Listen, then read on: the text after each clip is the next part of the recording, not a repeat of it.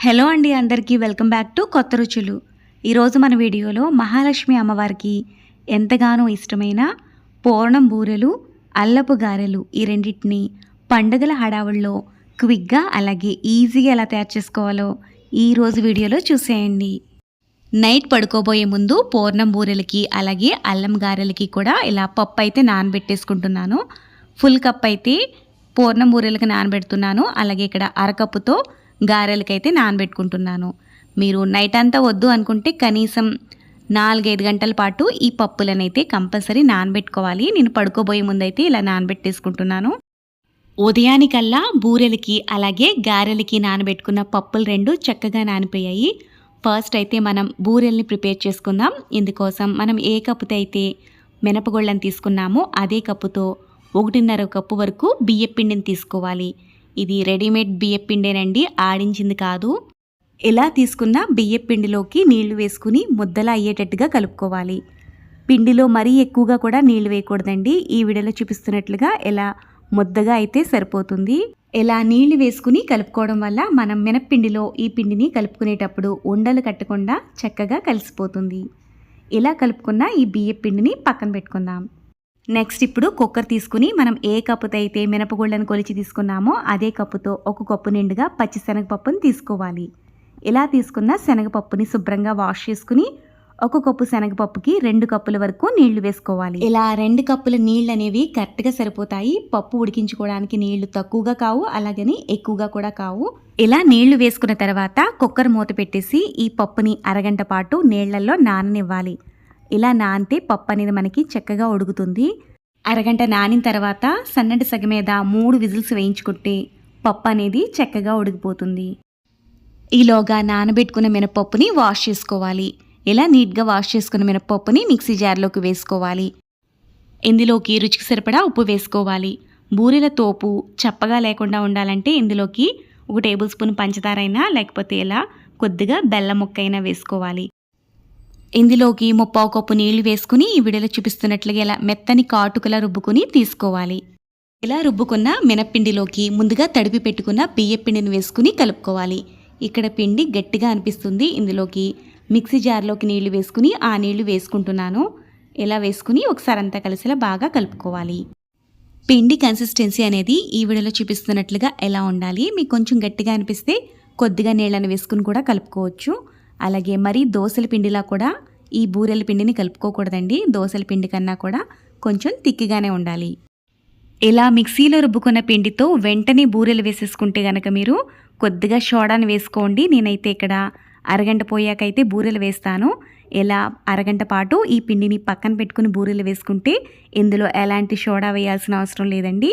బూరెలు చక్కగా వచ్చేస్తాయి.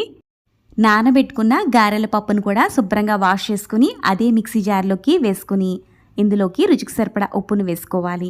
అలాగే కొద్దిగా నీళ్లు వేసుకోవాలండి. మరీ ఎక్కువగా కూడా ఇందులో నీళ్లు పట్టవు. ఇలా కొంచెం నీళ్లు వేసుకుంటే సరిపోతుంది. గారెల పిండిని మెత్తగా మిక్సీ పట్టుకుని బౌల్లోకి తీసుకోవాలి. ఇలా తీసుకున్న పిండిని ఇలా గరిటితో 1 డైరెక్షన్లో ఇలా కలుపుకుంటే మధ్యలో ఎయిర్ గ్యాప్స్ ఏర్పడి గారెలు గుల్లగా వస్తాయి. ఇందులో కూడా ఎలాంటి సోడా వేయక్కర్లేదండి. మిక్సీలో రుబ్బుకున్నా సరే ఈ గారెలు చక్కగా వచ్చేస్తాయి.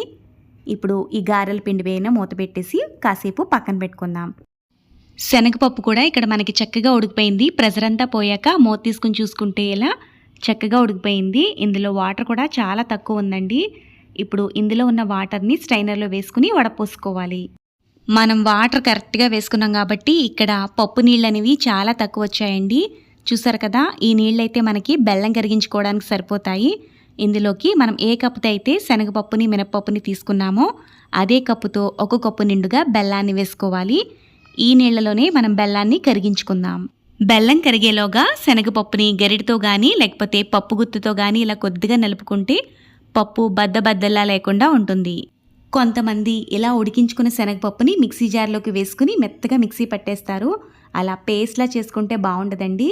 ఇలా చిన్న పలుకు కింద మనకి తెలిస్తేనే శనగపప్పు పూర్ణం టేస్ట్ బాగుంటుంది. కరిగించుకున్న బెల్లం నీళ్ళను వేసుకుని గ్యాస్ ఆన్ చేసుకుని గ్యాస్ని మీడియం ఫ్లేమ్లో పెట్టుకుని గరిటతో కలుపుకుంటూ ఉడికించుకోవాలి. పూర్ణం ఇలా ఉడికి దగ్గర పడుతుంది కదా, ఈ స్టేజ్లో 1 టేబుల్ స్పూన్ వరకు యాలకుల పొడి, 2 టేబుల్ స్పూన్ల వరకు నెయ్యిని వేసుకోవాలి. ఇలా నెయ్యి వేసుకుంటే పూర్ణం చాలా రుచిగా ఉంటుంది. ఫైనల్గా బూరెలు వేసుకోవడానికి పూర్ణం అయితే మనకు రెడీ అయిపోయింది. పూర్ణం కన్సిస్టెన్సీ వీడియోలో చూపిస్తున్నట్లుగా ఎలా ఉండాలి. చల్లారిన తర్వాత ఈ పూర్ణం కొంచెం గట్టిగా అవుతుంది. ఇప్పుడు చూసారు కదా, ఈ పూర్ణం ఎలా కొద్దిగా గట్టిగా అయింది. పూర్ణాన్ని మనకు కావాల్సిన సైజులో ఉండలుగా చుట్టుకోవడమేనండి. పూర్ణం ఎలా గనక ఉంటే బూరెలు అస్సలు చేదవు, చాలా చక్కగా వస్తాయి. మీరు బూరెలు ఎప్పుడు చేసుకున్నా పూర్ణాన్ని ఇలా గట్టిగా ఉడికించుకుని చేసుకోవాలి. ఇలా పూర్ణ ఉండలన్నిటినీ ప్రిపేర్ చేసుకుని పక్కన పెట్టుకోవాలి. ఇప్పుడు బూరెలు వేసుకోవడానికి ఈ తోపు ఉంది కదా, ఇందులోకి 4-5 టేబుల్ స్పూన్ల వరకు ఉప్మా నూకను వేసుకుంటే మనకి బూరెలు అనేవి క్రిస్పీగా వస్తాయి. ఇలా ఉప్మా నూక వేసుకుని ఒకసారి అంతా కలిసినట్టుగా బాగా కలుపుకోవాలి. కొంతమంది బూరెల్ని డైరెక్ట్గా ఆయిల్లో వేయడానికి భయపడతారు. అలాంటి వాళ్ళు ఇలా స్పూన్తో కూడా బూరెల్ని వేసుకోవచ్చు. కడాయిలో ఆయిల్ హీట్ అయిన తర్వాత బూరెల్ని వేసేసుకోవడమే. చూసారు కదా, సింపుల్గా ఎలా బూరెలు వేసుకున్నా బూరెలు చాలా చక్కగా వస్తాయి. బూరెలు వేసుకున్న వెంటనే కదుపుకోకూడదండి. బూరెలు ఒకవైపు వేగిన తర్వాత మాత్రమే వీటిని గరిటతో కలుపుకుంటూ అన్ని వైపులా వేగేటట్టుగా కలుపుకుంటూ వేయించుకోవాలి. ఇలా అన్ని వైపులా మంచి రంగు వచ్చే వరకు వేయించుకుని తీసుకోవాలి.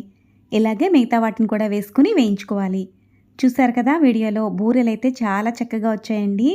క్రిస్పీగా, అలాగే లోపల చాలా సాఫ్ట్గా సూపర్ ఉన్నాయి ఈ బూరెలు అయితే. మీరు కూడా ఒకసారి ట్రై చేసి మీకు ఎలా వచ్చాయో కామెంట్ చేసేయండి. ఈ వీడియో కనుక మీకు నచ్చితే లైక్ చేసి, ఇలాంటి మరిన్ని వీడియోల కోసం కొత్తగా చూసేవాళ్ళైతే ఛానల్ని సబ్స్క్రైబ్ చేసుకోండి. నెక్స్ట్ ఇప్పుడు మనం గారెల పిండిని కూడా రుబ్బుకుని పెట్టుకున్నాం కదా, ఇందులోకి సన్నగా తురుముకున్న అల్లం ముక్కలను 2 టేబుల్ స్పూన్ల వరకు వేసుకోవాలి. అల్లం ముక్కలన్నీ కలిసేలాగా ఇలా బాగా కలుపుకోవాలి. ఆయిల్ హీట్ అయిన తర్వాత గారెల్ని వేసేసుకోవడమే. ఇలా గారెలన్నీ వేసుకుని ఒకవైపు వేగిన తర్వాత వీటిని రెండో వైపు కూడా తిరగ వేసుకుని వేయించుకోవాలి. అమ్మవారికి అల్లపు గారెలంటే చాలా ఇష్టమండి. ఇలా నైవేద్యానికి కేవలం అల్లం ముక్కలు మాత్రమే వేసుకోవాలి. ఇందులోకి మనం పచ్చిమిర్చి, జీలకర్ర ఇలా ఏమీ వేయలేదు. అమ్మవారికి నైవేద్యంగా పెట్టినప్పుడు ఇలా అల్లం ముక్కలు మాత్రమే వేసి ఇలా గారెలు వేసి నైవేద్యంగా పెట్టుకోవాలి. ఈ అల్లపు గారెలంటే అమ్మవారికి చాలా ఇష్టమండి. సో ఇలా గారెలని ఒకవైపు బాగా వేగిన తర్వాత రెండో వైపు కూడా తీసుకుని రెండు వైపులా ఎర్రగా వేగిన తర్వాత ప్లేట్లోకి తీసుకోవడమే. చూసారు కదా, ఈ గారెలు కూడా మనకి చాలా చక్కగా వచ్చాయండి. సూపర్ ఉన్నాయి కదా. మీరు కూడా ఒకసారి ఈ వరలక్ష్మి వ్రతానికి పూర్ణం బూరెలు అలాగే అల్లపు గారెలని సింపుల్గా మిక్సీలో రుబ్బుకున్న పిండితో ప్రిపేర్ చేసుకుని మీకు ఎలా వచ్చాయో కామెంట్ చేసేయండి. ఈ వీడియో కనుక మీకు నచ్చితే లైక్ చేసి, ఇలాంటి మరిన్ని వీడియోల కోసం కొత్తగా చూసేవాళ్ళైతే ఛానల్ని సబ్స్క్రైబ్ చేసుకోండి. Thanks for watching friends. Bye bye.